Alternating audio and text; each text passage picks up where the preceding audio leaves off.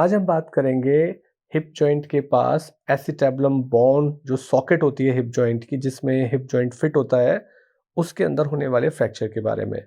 तो यहाँ पे ये पूरी पेल्विक बोन होती है, पेल्विक बोन में एक हिस्सा होता है जो सॉकेट होता है जिसमें हिप जॉइंट आके जुड़ता है, या फीमर बोन का हेड वाला हिस्सा उसके अंदर फिट होता है, उसको हम हिप जॉइंट बोलते हैं।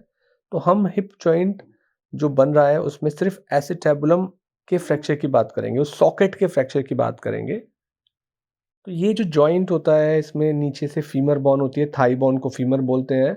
उस फीमर बोन के अंदर जब हिप जॉइंट होता है वहाँ पे 2 पार्ट में ये बोन डिवाइड होती है, एक हेड और एक नेक। ये हेड और नेक मिलके हिप जॉइंट बनाते हैं और ये जाते हैं एसिटैबुलम के अंदर। तो ये पूरा का पूरा हिप जॉइंट बन जाता है। ये एक बॉल एंड सॉकेट टाइप का जॉइंट होता है।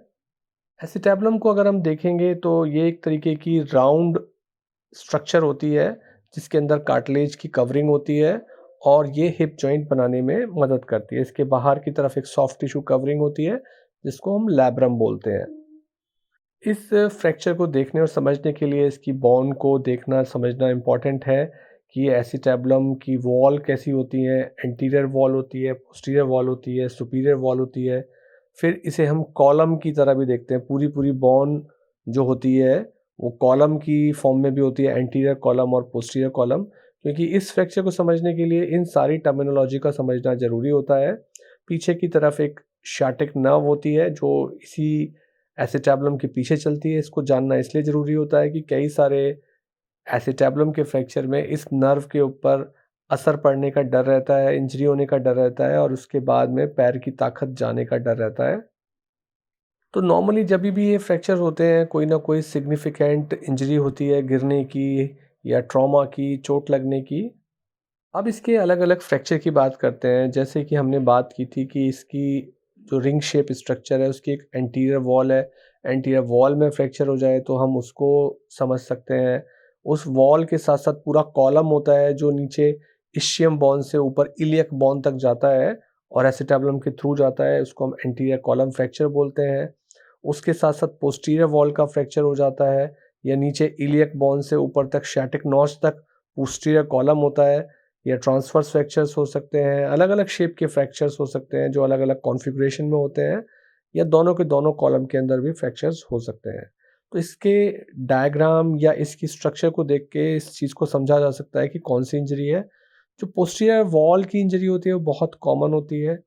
इन फ्रैक्चर्स को समझने के लिए एक्स-रे कराए जाते हैं जो स्पेसिफिक व्यू होते हैं, जो रेडियोग्राफर के पास जब एक्स-रे भेजा जाता है तो उसमें लिखा जाता है कि हमें ये पर्टिकुलर व्यू चाहिए होता है, तो वो उसी पोज़ीशन में एक्स-रे करते हैं। हालाँकि आज की डेट में सबसे अच्छा इसका मैनेजमेंट सीटी स्कैन की हेल्प से होता है। सीटी स्कैन में भी 3D के साथ रिकंस्ट्रक्शन के साथ कराएँगे तो पूरी बोन का स्ट्रक्चर सही से पता लग जाता है, किस पार्ट में फ्रैक्चर हुआ है, तो सीटी स्कैन इम्पोर्टेंट होता है। कई बार ना केवल एसिटैबुलम में फ्रैक्चर होता है, उसके साथ-साथ ये जोड़ डिस्लोकेट हो सकता है। जो हिप जॉइंट होता है वो फ्रैक्चर इसीलिए करता है कि वो डिस्लोकेट हो गया। जब डिस्लोकेट हुआ है तेज़ चोट के साथ, तो जो हिप जॉइंट की फीमर वाली बोन होती है उसका हेड, उसके ऊपर भी इम्पैक्शन इंजरी हो सकती है। यानी कि जब वो बोन के टुकड़े को ज़ोर से दबा के तोड़ेगा, तो उस बोन के अंदर फीमोरल हेड के अंदर भी इंजरी हो सकती है जिसको हम इम्पैक्शन फ्रैक्चर बोलते हैं। अगर हिप जॉइंट डिस्लोकेट हो गया है तो हमें उसको तुरंत ही रिलोकेट करना होता है। पोस्टीरियर डिस्लोकेशन ज़्यादा कॉमन होता है, तो उसके बाद बोन भी अपनी जगह थोड़ा आ जाती है और फिर हम बाद में एसेस करते हैं सीटी स्कैन करा के कि अब हमें इसमें सर्जरी करनी चाहिए या इसको ऐसे ही छोड़ना चाहिए। और साथ में हम जब भी ये काम कर रहे हैं तो हमें शाटिक नर्व के फंक्शंस देखने होते हैं। पैर में जो एंकल जॉइंट होता है, क्या फुट ड्रॉप तो नहीं हो गया है, वो चेक करना होता है। तो एसिटाबुलम बोन इसलिए इम्पोर्टेंट है क्योंकि कोई भी जोड़ का फ्रैक्चर होता है उसको दोबारा से रिकंस्ट्रक्ट करना एक चैलेंज होता है। तो जो कार्टिलेज होती है जब फ्रैक्चर होता है तो वो कार्टिलेज डिस्टर्ब हो जाती है, उससे जॉइंट खराब हो जाता है और आर्थराइटिस डेवलप हो जाती है। इस प्रकार की आर्थराइटिस को हम बोलते हैं पोस्ट ट्रॉमेटिक आर्थराइटिस। यानी कि जिस जोड़ के ऊपर एक स्मूथ सी कार्टिलेज चढ़ी होती है, एक स्मूथ शाइनी जॉइंट होता है और टूटने के बाद वो खुरदरा हो जाता है, ऊपर नीचे उसकी सरफेस हो जाती है, तो जभी भी आप चलोगे तो वो जो खुरदरी सरफेस होगी, वो अपनी दूसरी वाली बोन को भी ख़राब कर देगी, जिससे आर्थराइटिस और जल्दी से डेवलप हो जाएगी जितना ज़्यादा चलेंगे और वो जॉइंट ख़राब हो जाएगा।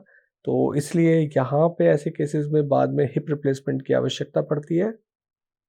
कई बार जब डिसलोकेशन हो जाता है हिप जॉइंट का फ्रैक्चर के साथ-साथ और उसको दोबारा बिठाया जाता है जल्दी या देर से, तो उस पोज़ीशन में जो हिप जॉइंट की ब्लड सप्लाई है वो वैसे भी बड़ी कमज़ोर होती है, कम होती है, तो उसमें एवीएन यानी कि ब्लड सप्लाई का डैमेज होने का डर होता है और हेड की बोन सप्लाई जो ब्लड सप्लाई होती है बोन के अंदर वो डैमेज होने का डर होता है, जिससे वो एवास्कुलर नेक्रोसिस नामक बीमारी होने का डर रहता है। कई बार यहाँ इतना ज़्यादा ब्लड इकट्ठा हो जाता है, उसके बाद मालिश करने से एक और कॉम्प्लिकेशन होता है जिसे हम मायोसाइटिस ओसिफिकेंस बोलते हैं, जिससे एक एक्स्ट्रा बॉन बन जाती है, तो जो कि बाद में हिप जॉइंट के मूवमेंट को ख़राब करती है और उसको सर्जरी से ठीक भी नहीं किया जा सकता है क्योंकि जितना उसको निकालेंगे दोबारा से नई बॉन बन जाती है। तो ये इसके चैलेंजेज़ होते हैं। तो एसिटाबुलम बॉन्ड के जो फ्रैक्चर्स होते हैं वो काफ़ी कॉम्प्लिकेटेड फ्रैक्चर होते हैं जिसमें एक्सपर्टीज़ चाहिए होती है, प्लानिंग चाहिए होती है ताकि इंजरी को सही तरीके से असेसमेंट किया जा सके और सही टाइम पे सही निर्णय लिया जा सके। सर्जरी की आवश्यकता ज़्यादातर केसेस में पड़ती है और ख़ास तौर से अगर कोई यंग पेशेंट हो तो बहुत ही आवश्यकता होती है क्योंकि पूरी लाइफ होती है इस जॉइंट को अगर गलत तरीके से मैनेज किया जाएगा तो उसमें आगे के टाइम में डिफ़िकल्टीज़ आने की चांसेस रहते हैं। और प्लानिंग वाला पार्ट बहुत इम्पोर्टेंट होता है। तो this is all about acetabular fracture.